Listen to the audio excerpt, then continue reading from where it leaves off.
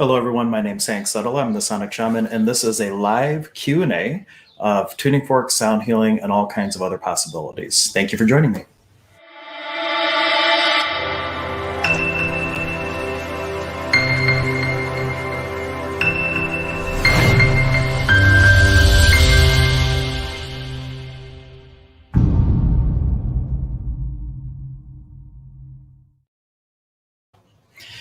Thank you for joining me again. This is actually prompted by a huge email that I received asking all kinds of questions about tuning forks and very specific sound frequencies and all kinds of things. So rather than write out a long email, I thought I would just go ahead and make a video.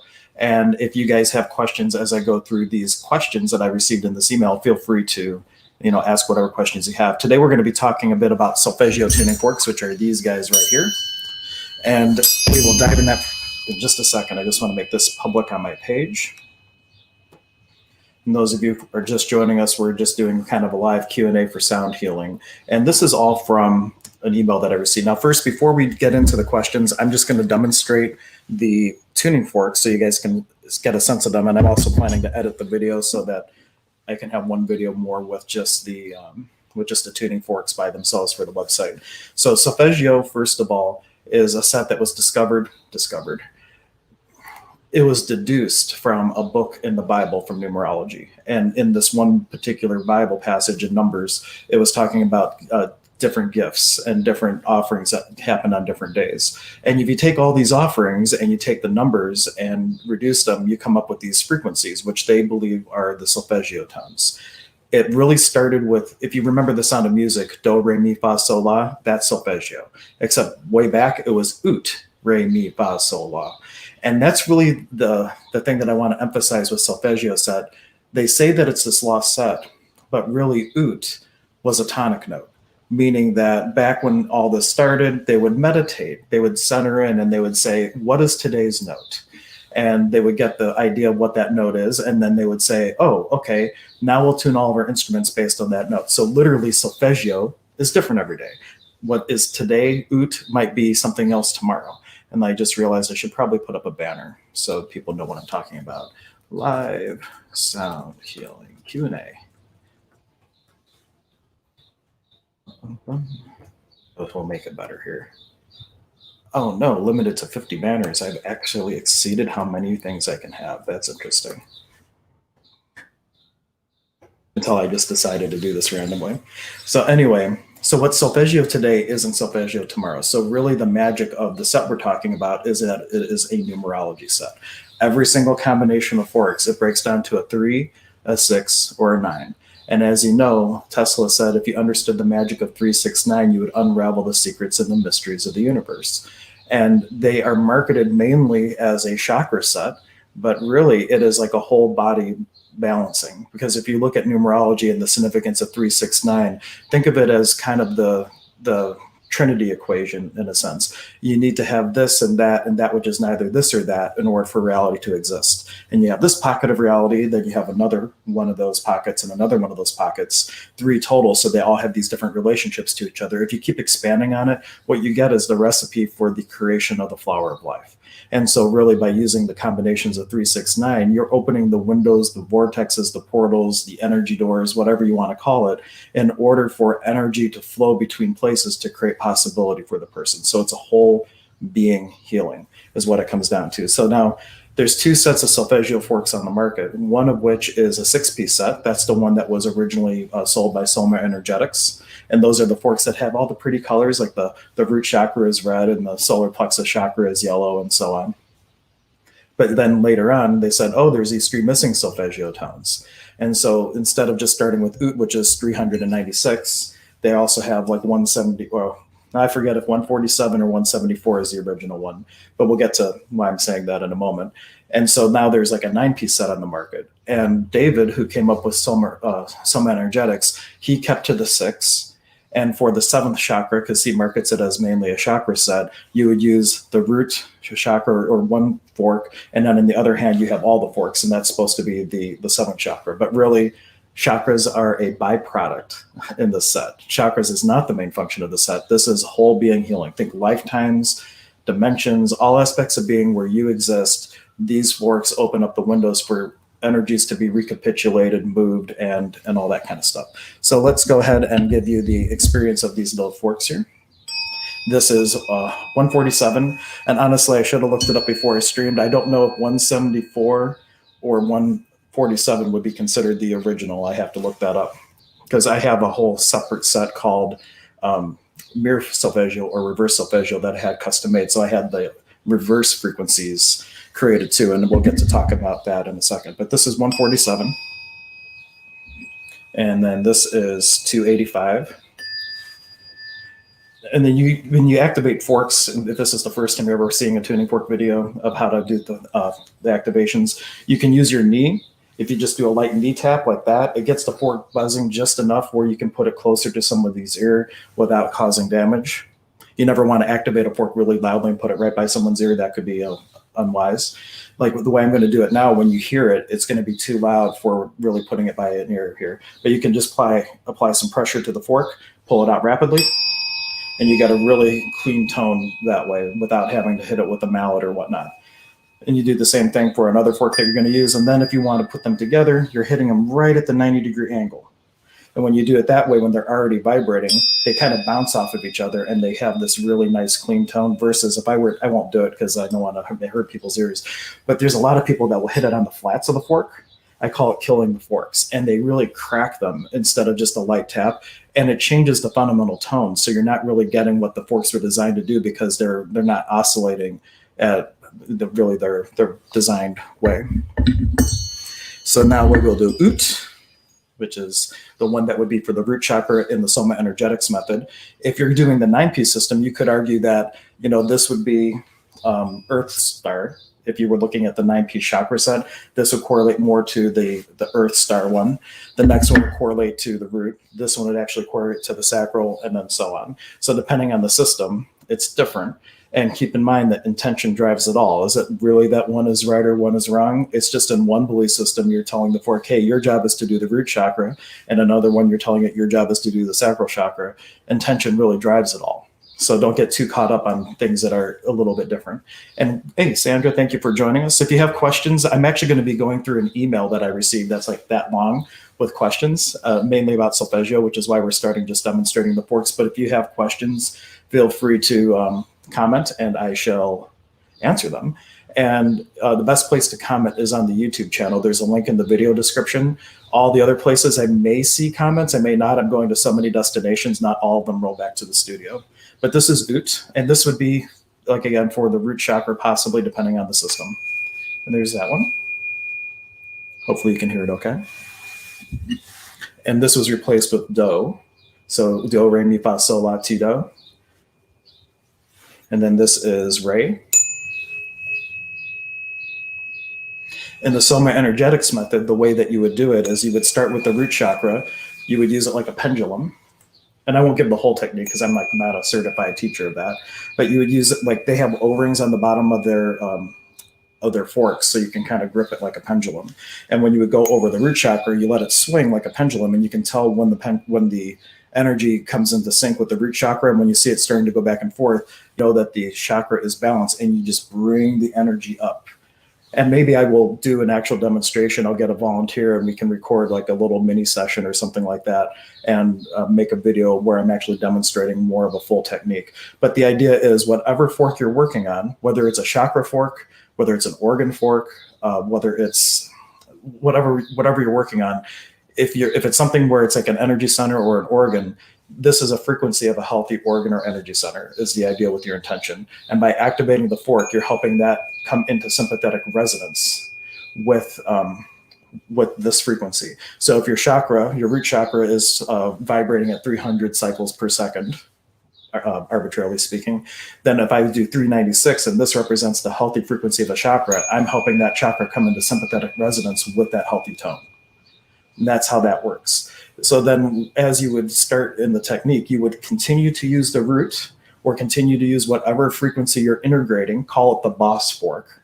You activate it, you activate the next one you're going to do, which in this case would be the sacral tuning fork in the Soma energetics method. And then after you have them going, you're activating together and you're just going in the auric field. You're just going in the bubble. And keep in mind, Your body is in you. You are not in your body. And so when it comes to tuning fork healings, we tend to pay attention to the body a lot. But what if doing this 10 feet away from the table in the corner would create something? What if there's a soul fragment hanging out in the energy field over here? And so like really the best way to use tuning forks is intuitive. There's techniques which are great until you kind of step into your own comfortability, knowing that you know that you know. But if your body is in you and you're not in your body, you're really dealing with a huge energy field when you're working on somebody.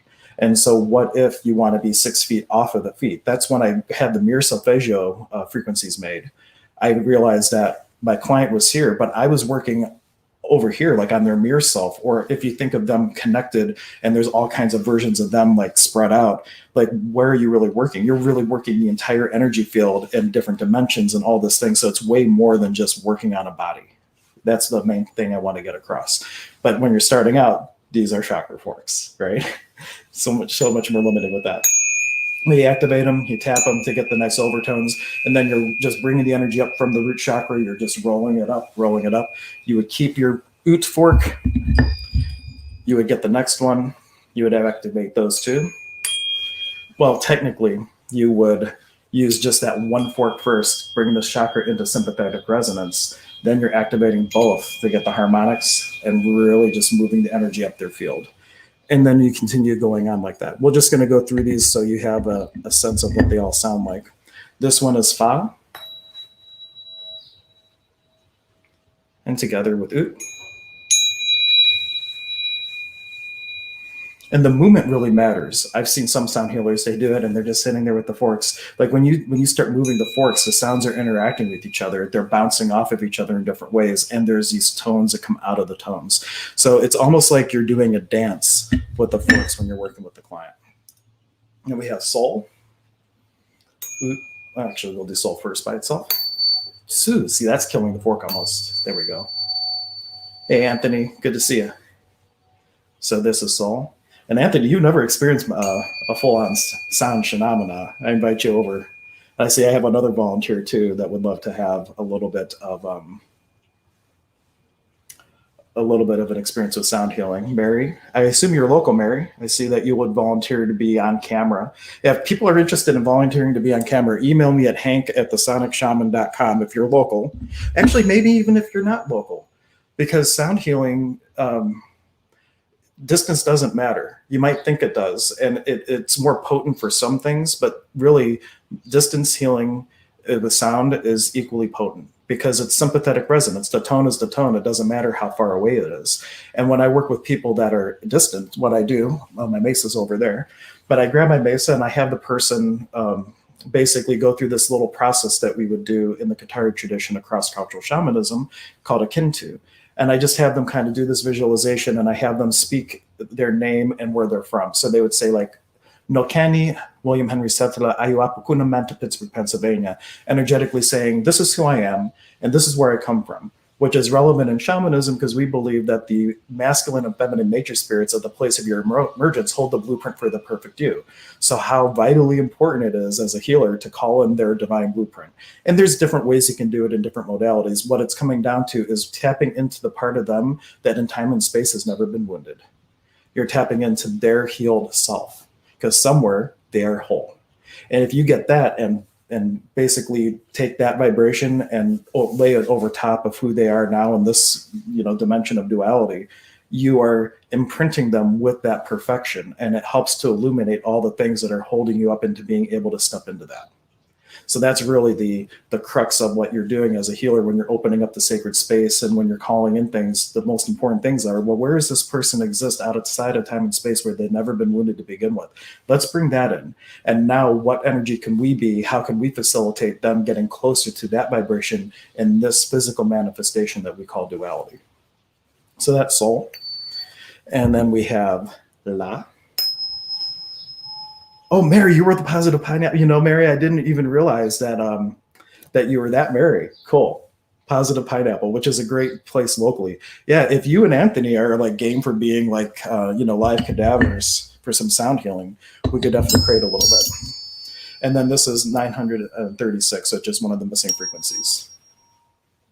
So now in the Soma energetics method and the methods that exist now, you're using like one fork, you're building on it, and then at the end you're using one fork and all the other forks in one hand, creating kind of like a symphony or a sound shower or whatnot. What I did with working with Jill Mattson, who's a multi-time international author, we made custom forks called reverse solfeggio. And so the interesting thing is, so now these two forks, one is 174 and one is 147. Just flipping the last two digits. If you take the difference between these two forks, every single one of them comes out to 27. Every single one of them breaks down to a 9. So it's an extension of that numerology pattern, 3, 6, 9. Every single one of these is completion. You could say that each one represents a different plane of reality. Each one represents a different layer of the earth. Each one represents all kinds of different things.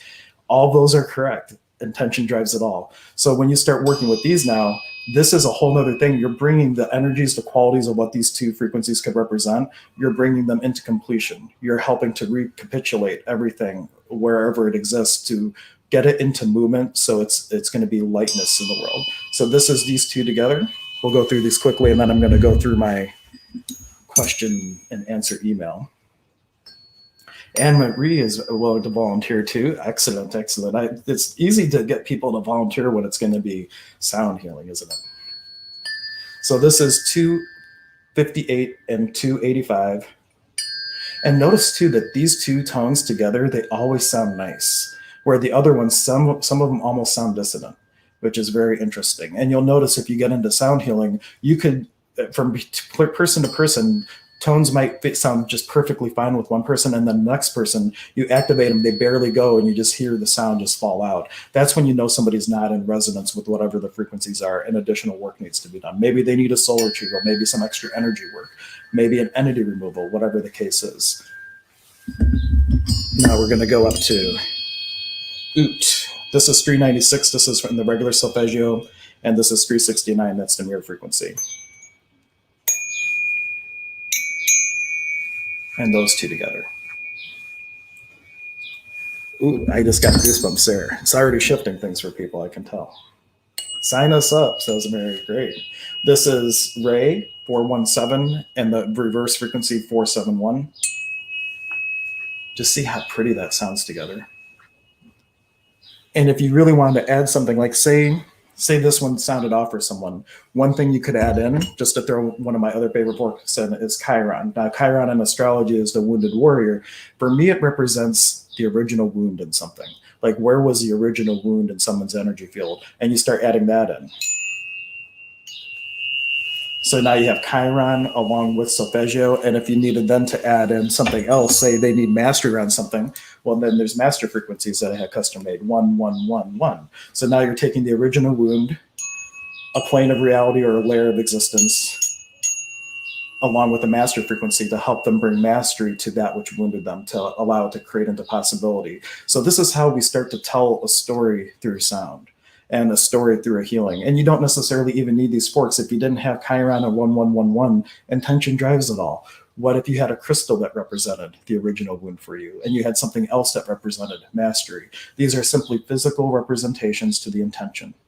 And you have to also consider that we are in a duality and in a physical reality, so there is a potency to sound, but you don't necessarily need it. All right. The next one, I'm getting all kinds of emails. Cool. The next one is me, 528. Depending on which system you use, this is either the solar plexus or the heart. And these two are together here. And now there was some research done on Solfeggio, specifically 528, with cell health. And so they would play these Gregorian chants in 528, and they would see that cell health, the absorption rate of cells, dramatically increased, which is why 528 has become the DNA repair fork. It's a stretch based on the research, but a lot of people use 528 strictly for DNA, but there's actually DNA forks for that. So you can just use those. And then here is Fa, which is 639 and 693. A little too loud. Actually, I'm going to do the knee tap method on this. Much better. And we'll quickly go through these last ones. This one's La. Knee tap first, and then light bounce.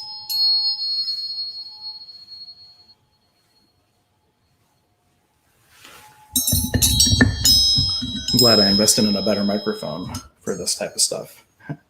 And this is 825. Oh, one of these got away from me. 852 and 825.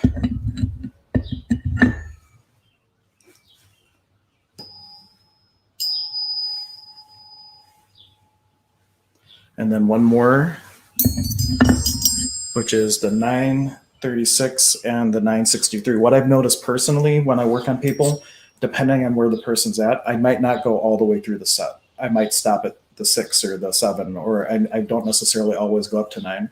Part of the thing in shamanism is you meet the person where they're at, and it's really important to only bring through the change that they're able and willing to receive in that moment. So sometimes it's just like, well, I'm not going to go all the way with the set just because in that moment it's not going to create more or ease for them. There are sledgehammer healers out there, I call them, that create so much change. There was one story where when I had just gotten the master set made, which is 111222333, and then starting with the next run 1111222. I worked with Jill Mattson to get them, and I got a set in for my friend, and I said, whatever you do per Jill, she's like, only use 1 or 2 with the client, never ever use them all at once. And of course, he used them all at once, and it created for that client like a dark night of the soul. They wouldn't change anything today, but it didn't come with ease. So I'm just more someone that does it with ease, and I don't want to create more change than people are able to receive in that moment. Not that you can ever really do anything wrong. If that did happen, their soul was probably ready for it. It's just that my intention is to always have things acclimate with as much ease as possible. So those are the 9s. So that is Solfegio. Now, just going through this email, the client was asking, number 1, the Holy Host fork. You mentioned it a few times in the videos, but not with a lot of specifics. That's this little guy, as to what it does and what it adds. I'm wondering if you could tell me more. I understand it is a combined frequency of all the archangel forks. And you said at one point it creates a column of light. So one thing that I've done with this, like when Casey and I were hiking once and we felt called to do this one particular initiation from the Pakokuna tradition of Peru, where you normally go to a church because it creates a natural eye, a waka, they would say, to the upper world. So we didn't have a church. So we used a stream for the divine feminine, and we used a tree for the divine masculine. That's why we normally would go to like a Catholic church or something that has those representations. And I had this fork with me. You can hear that, this is based on the Kabbalah, and it's based on all the archangels and using a form of numerology to break down the frequencies based on the names. And so this particular one is to combine a combination of all the archangels like Metatron, Gabriel, Raphael, all those things. And it's just a wonderful frequency.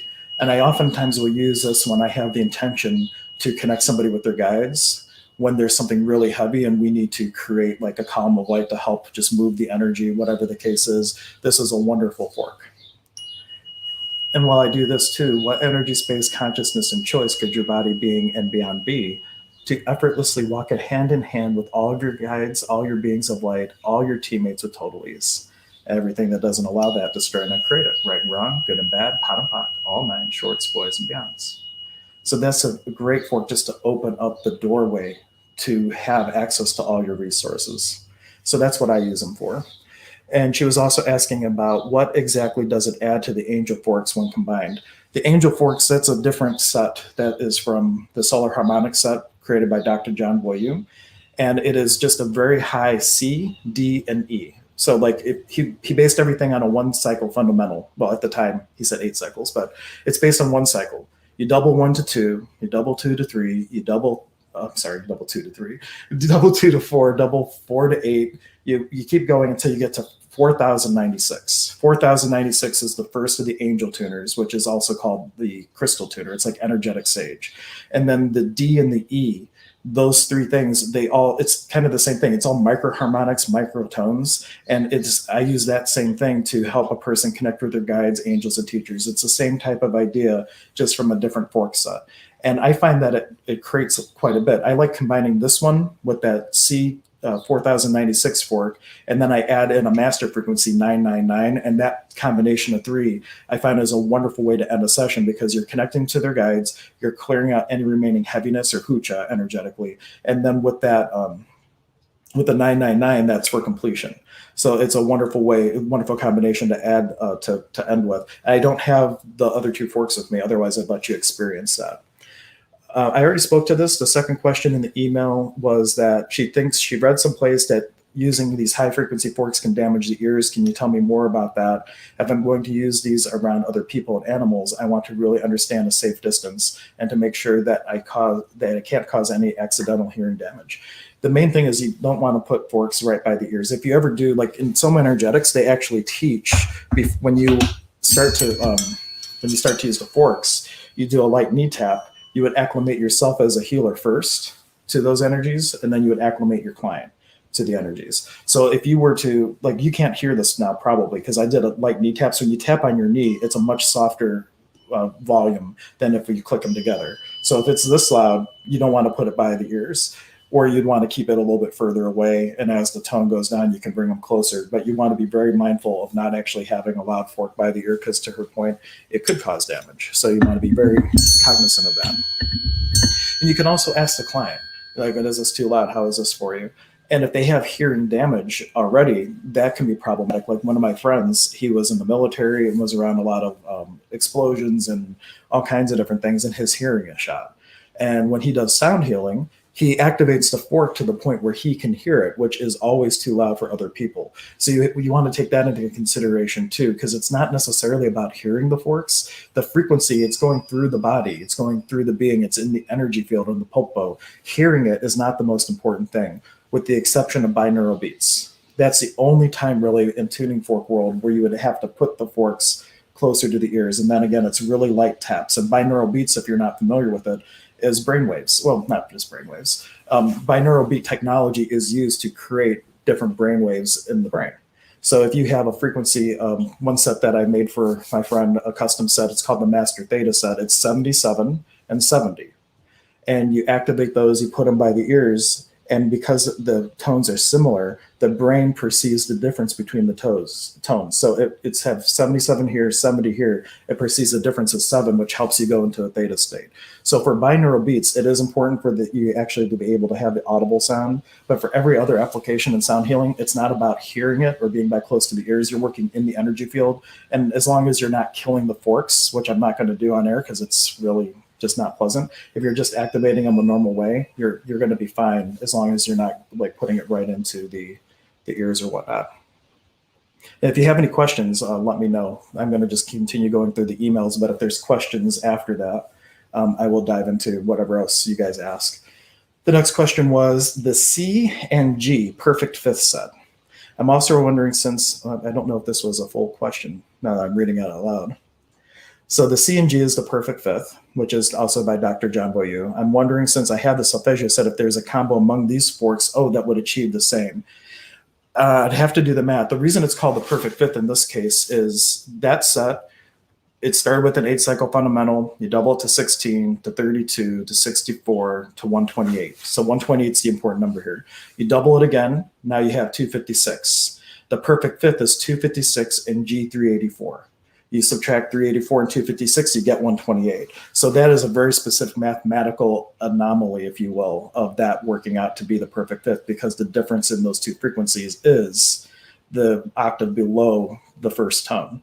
I don't believe that actually exists with Solfegio, but you can, if you were to do it, you would be picking, let's see, this one and 1, 2, 3, 4, 5. This would be the fifth. It would be, someone can, I don't think it's going to be the math. It's 147 and 639. It definitely is not going to work the same way, but this would be the combination equivalent if you were doing that.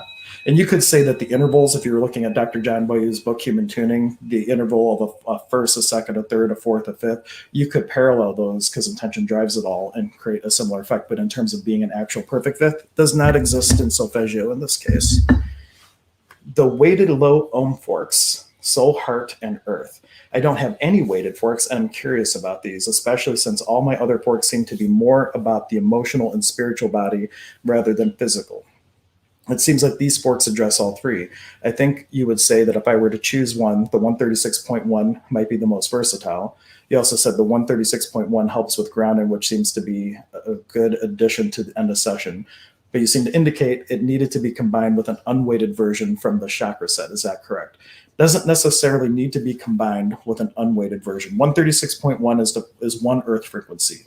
And there's like three different earth frequencies. There's the ohm frequency, which is like the orbit or the going around the sun. There's the rotation of the earth, which is Earth Day, and then there's even one more like representing like going around the center of the universe or something like that. So there's like all kinds of different earth frequencies, and then there's also 128, which is based on the earth and the ionosphere.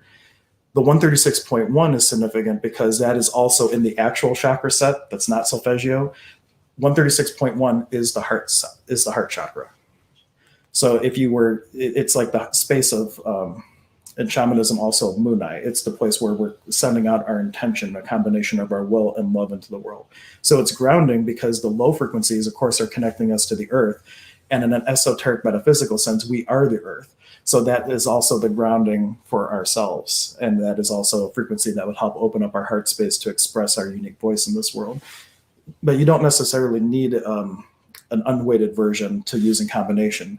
The unweighted things are really good for working more in the energy field. The weighted things, when you're putting them on the body, are wonderful for physical healing. And you can combine it with acupressure points. There's a book called Potent Pressure Points. And if you go through that, there's just diagrams for every single thing you could ever imagine. So 136.1 fork or any similar osteophonic fork, which just means to vibrate bone, any of those, you would be able to activate, put them on those little spaces for different things and be able to have huge benefits. Now, that being said, it wouldn't hurt to have an unweighted fork that matches that frequency, because you could be activating it on one knee, placing it on the heart, activate the unweighted one, and be using that in the energy field. So that's a really killer combination. And of course, I have both sets, so I could do that. But yeah, it's entirely up to you. It's not a must. The reason I recommend at least one weighted fork for most people is more to be able to use that, more to be able to use the acupressure points along with the weighted fork. And I use two of them. The 136.1 at the end of a session, I'll like put the stems on a person's shoulders. And the way that it works with the height, they get to hear it pretty well as feel it go through their body. And then I just activate them, and then I can go down the body and just continue to ground them until I get to the feet. The big lymphatic fork is interesting too. I used to practice dry brushing. So yeah, I should have brought those with me. The 32 hertz osteophonic fork is about that long, and you activate it and you run it really close to the skin, and that subtle vibration is like a dry brush for draining the lymphatic system. Allegedly, I'm not a medical doctor, so of course, this is all for informational purposes only. But does the 38 ohm, I'm not sure where she gets the 38 ohm from. I wonder if that's a different set. Give similar results to dry brushing. I already answered that accidentally. Yeah, it does. That's in fact what Dr. Jambu recommends that fork for, is to run it really close to the skin for lymphatic drainage. Let's see. Can you tell me more about the difference between the weighted auto tuners and the weighted ohm tuners? I don't think you covered the former. So the auto tuners, it's short for osteophonic. It literally means to vibrate bone. Any weighted fork is an osteophonic fork. The difference between what is typically considered an auto tuner, that's from Dr. John Boyu's set for the solar harmonic spectrum. It's 32 hertz, 64 hertz, and 128. But 136.1 is also technically an osteophonic fork. Any weighted fork is. And the difference is just a slight difference in frequency, and they're just based off of different things. 128 is based on the Earth and the ionosphere, the relationship between the two based on the Schumann resonance. 136.1 is the actual orbit of the planet around the Earth. So those where those two frequencies come from. And see, we're on number 7 of 12. So we're in the home stretch. Would you consider doing an in-depth video on the Solfegio set? Check, we did that one. The wood block fork stands, I don't see any descriptions on the website. So this is the block. It holds 2, 4, 6, 8, 10 forks on each row. So you can do 20 forks total. And that's pretty simple. You could probably make one from Home Depot if you like. This one is sanded and polished up a little bit, but that's what the blocks look like, if you like. And also the cool thing with this, like if you do want to use O-rings for your forks, you can put the O-ring in and it's not going to stop you from putting it in the stand, which is really nice. So if you do want to, like now I kind of have like this natural grip for my forks, but if you do want to use a fork like a pendulum, you can easily use an O-ring, put it on the stem, and they still go into the stand, no problem at all. Let's see. And the next question was, it was about O-rings. I was getting ahead of myself. Lastly, you mentioned putting O-rings on the ends of the fork, which sounds like a great idea, especially since when I was practicing using them like a pendulum, they were slipping out of my fingers. I actually dropped a fork on a client's head one time. It did not go over well. I'm sure that wouldn't be appreciated if there was a human on the table. Could you tell me what O-ring I should ask the hardware store for? I would just take the fork with you and check. I don't know for sure what size it is.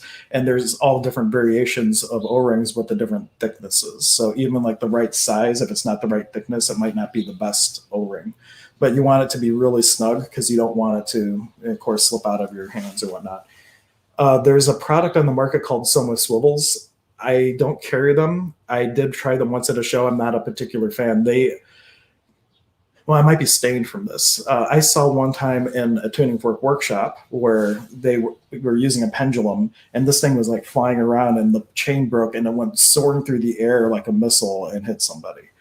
And so, like when I see these Soma swivel things, which are like, it's kind of like a little rubber grip, one that goes onto the fork, and another one that you hold that lets you really make it like a pendulum. I'm just not big on the function of that, nor have I ever had a reason to spin a fork that fast in somebody's energy field.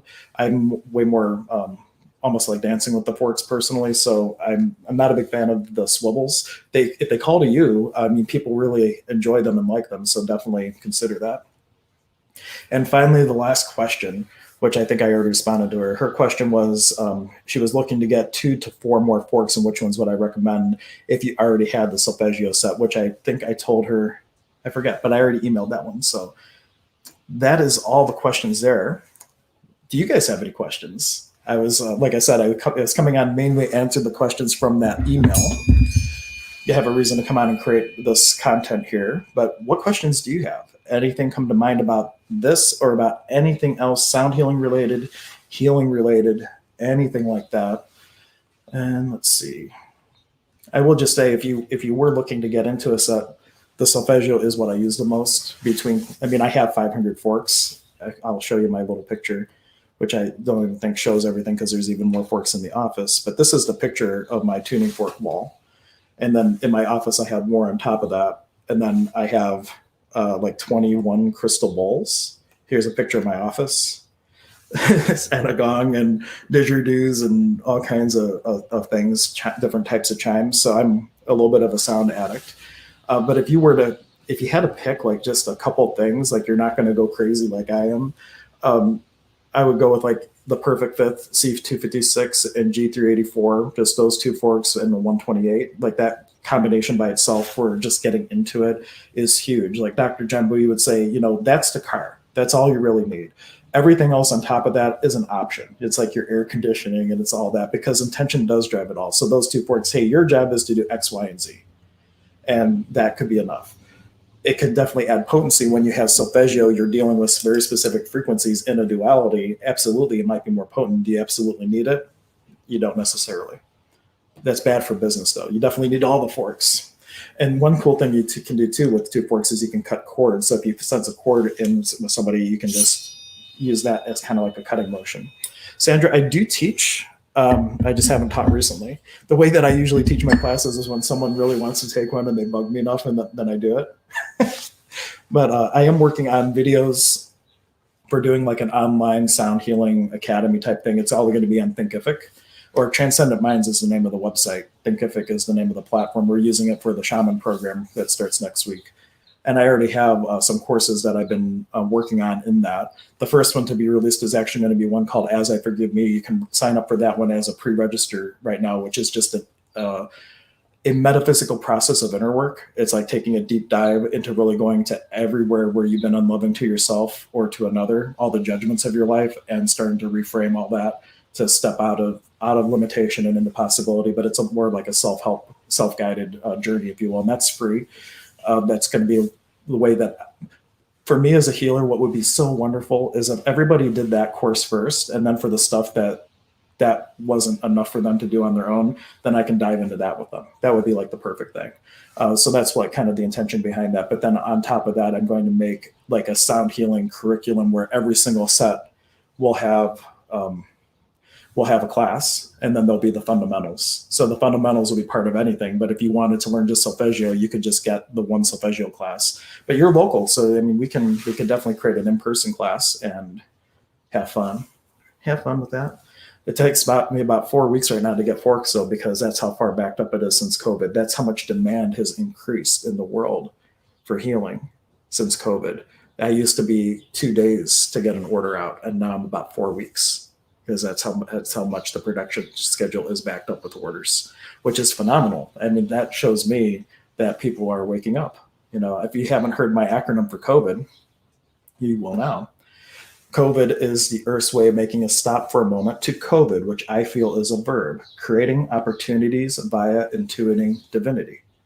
And so I really think that when we had this pause to the world, people were just sitting at home, just me, myself, and my soul, and something sparked, like that pulse of the soul, which is sometimes muffled by the chaos of the world, started to percolate up.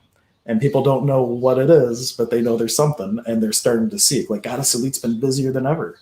It's been wonderful.